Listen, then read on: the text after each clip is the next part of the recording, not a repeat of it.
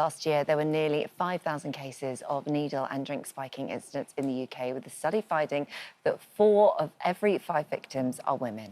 And with reports of suspected incidents in popular holiday resorts in Europe leading to fatalities, it further highlights how important it is to remain vigilant. Well, we're joined now by former Love Island contestant Sharon Gaffka to share her experience of being spiked in 2020 alongside Dawn Dines, who's the founder of Stamp Out the Spiking UK. Good morning to both of you. And there are lots of parents that have older children going off on holiday for the first time. We're sort of getting into that. Some people are finishing their exams who are very concerned. We were talking about this morning. My daughter's gone away to an island in Greece. All the chat should have been about, you know, the right factor to wear, getting sleep. It was all about potential spiking. Wow. And they know it's a real concern for them over there. They're very aware of it. It's a really unfortunate but important conversation, isn't it? And 4 out of 5 victims are women. Sharon, this was you, and this didn't happen abroad. This happened here in the UK. Will you just tell us what happened to you? Yeah, actually, it's just gone the 3-year anniversary of my spiking incident. I was out celebrating a friend's birthday, broad daylight, in a restaurant that we were very comfortable going to. Nothing was different to that day as it would be any other day we were going out for lunch, apart from the fact that I turned around to one of my best friends and said I felt really unwell. I disappeared and they found me locked in a ladies' cubicle unconscious. I'd lost all control of bodily functions, no breathing, my eyes weren't focusing, I was rolling into the back of my head. So one of them was a doctor. They said that, you know, this isn't normal for her. We've known her for how many years. Phoned 999, paramedics came, and I was told that I was just drunk and I needed to sleep it off. Wow, so they didn't take it so seriously. I mean, it's not just women being targeted here, it's men as well. Yeah. And we're not scaremongering on the show today, Dawn. This is very, very real. That's why we're doing this item. Just how bad is it out there? How nervous should everyone be? It's been going on forever, basically. It's a hugely underreported crime, like you say, happening to men and to women. And like Sharon says, you know, that there's just no... When people get spiked, people don't seem to believe them because we've got lack of education, the key emergency services are not adequately trained and resourced to deal with this crime. And not only that, Sharon, for you didn't really talk about this straight away because you felt embarrassed.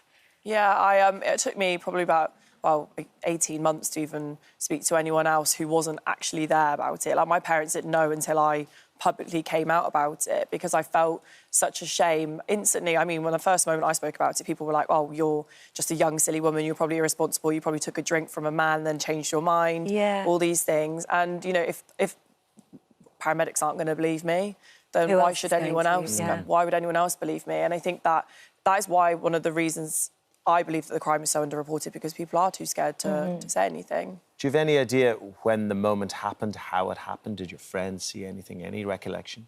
So there was a group of lads who had tried, like, it was during COVID times, you had rules of 6 and things like that on tables. They were kept trying to join our table. They kept being told by restaurant staff to move away. So, you know, it could have happened when they were just walking past casually. So it wasn't a drink that I'd taken from anyone, but even if I had taken a drink from anyone, you don't it shouldn't have ended like that way. And there's a real misconception that it's drugs, recreational drugs that are used for spiking, but more often or not, it's alcohol. Yeah, alcohol. During the Home Affairs Select Committee's reporting stage, when they were trying to collate evidence, 1,500 people came to me with stories of spiking, and they were saying that there's vast different ways they've been spiked. Alcohol, if they don't drink. I've had school-age children telling me that people have put either Viagra or a laxative in their drink or in their food. You know, I've spoken to a recent victim from the Isle of Wight Festival about vape spiking. So there's a lot of different ways. It's not just the typical date rape drug in a drink. Yeah. How would you spike a vape? You can put something on the end of the vape. You can take them apart. They're reusable. So if paramedics in this instance, I mean, I'm not sort of casting a wide net here, but the fact is, it's hard to tell the difference, isn't it, clearly? Because if a paramedic doesn't know whether you've had too much to drink, how do you know if you've been spiked? I mean, are there symptoms to look out for? There are. your eyes will get really blurred. You won't be able to... You feel like you're sort of having an out-of-body experience. Yeah. You'll get really hot really quickly, chattering teeth. So if you start to feel any of these sort of feelings and you've only had 1 or 2 drinks, you need to get to a trusted friend or a trusted member of staff really quickly, because the drugs will take effect. You'll become compliant. You won't be able to put up a fight. And then you'll be left with no memory of what's happened to you. This is the message I've given my kids. Stay together. Stay in a group. That's the key message, isn't it? Yeah, I think so. For me, I know exactly what the intention of my perpetrator was, and had my friends not been so vigilant and aware of their surroundings and aware that I wasn't at the table, what happened to me wouldn't have been a trip to A&E. Probably could have been a trip to the police station a couple of weeks later. Goodness. God, that is horrible. I can't actually believe it. Currently, the law doesn't recognise spiking as a criminal offence on its own. Dawn, you feel like if this is becoming more of a thing, we're reading about it more and more, it's definitely a concern of parents with children of this age. It really is. And we're, you know, reaching out. So if there's anyone out there today that's been affected by this crime, if they could have a look at our website, Stamp Out Spiking. We're petitioning the government. We've had 2 10-minute rule bills. We've got Richard Graham, the MP for Gloucester, who's been fighting vigorously with us. And really it's so that currently, there's 2 laws, poisoning with obnoxious substance, but it has to be shown it was done with malicious intent. And the other one is offence against the Parsons Act. And that was written in, like, 1861.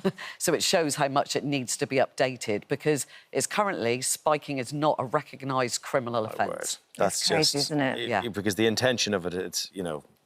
It's never good, is it? It's not good. I mean, look, to all kids watching out there are thinking of going away. I know we sound like boring parents giving this advice, but it's real. It could happen to you. Please listen to your parents before you go away, because it is dangerous out there, Sharon. It's so important they take this one bit of parent advice really, really seriously. Yeah, I mean, I was 24 years old, living out of my parents' house for 6 years, a professional working woman, and it still happened to me. So what is the advice then? What can you do? Like, what can you actually do to protect yourself from that? I mean, obviously, don't let somebody you don't know give you a drink. That's the obvious one. Well, if they do, go to the bar with them. Watch the barman pouring it. So it's not like, you know, that no one can buy you a drink anymore. We wouldn't like to say that. There's protective covers that we have. That you put over a bottle. Have a look at these, actually, and just show folks at home. So that's a sticker, so you put this sticker over the glass so that you're owned, so nobody can put anything in that. And so what would you be taking in. this yourself? Yeah.